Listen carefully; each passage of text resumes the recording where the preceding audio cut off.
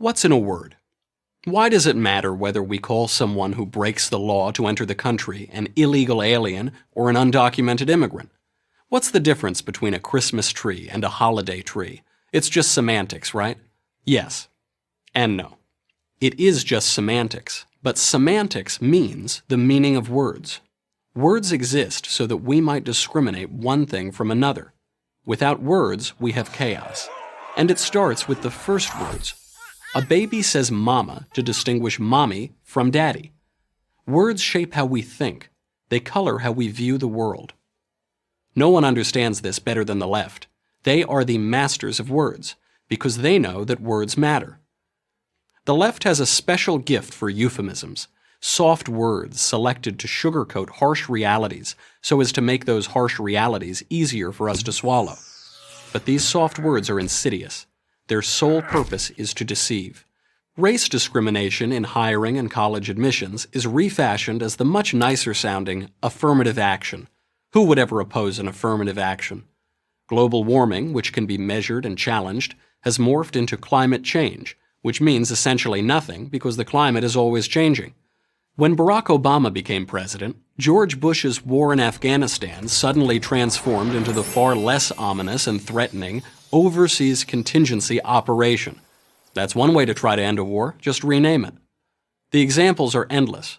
There's a new euphemism every week. In the make-believe world of leftist language, young criminals have become justice-involved youth. Mandates and taxes are individual shared responsibility payments. Government spending becomes an investment. Wanting to keep more of your hard-earned money becomes greed.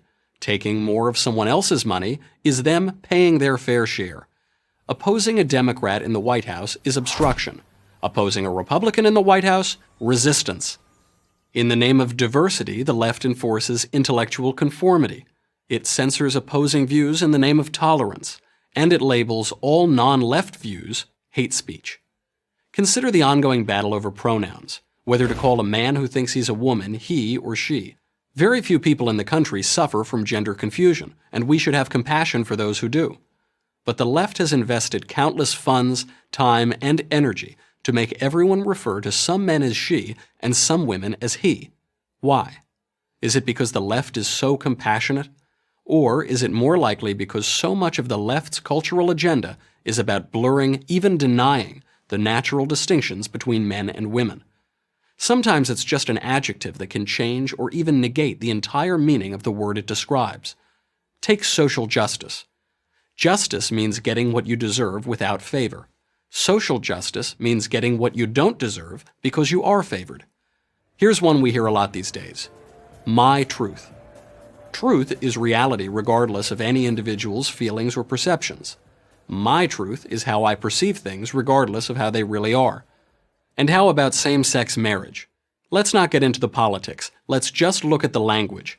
Throughout history, in every culture, marriage has been the union of husbands, men, and wives, women.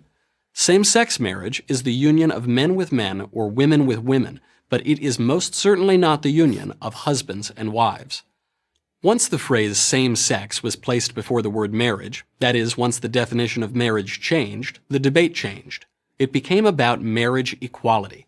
It was suddenly an act of bigotry to limit marriage to husbands and wives. All this manipulation of language has paid off for the left, because whoever controls the words controls the culture. Don't believe me? Just try using plain language instead of the left's politically correct jargon. But be careful. Use the wrong words, and you might lose your job, your home, and your reputation. The culture war is largely a war of words. Right now, the left is winning. You can see the consequences everywhere. In politics, in education, in media. It's time to fight back. We should not cede another syllable. What's in a word? Everything. I'm Michael Knowles, host of The Michael Knowles Show for Prager University. Thank you for watching this video. To help keep PragerU videos free, please consider making a tax-deductible donation.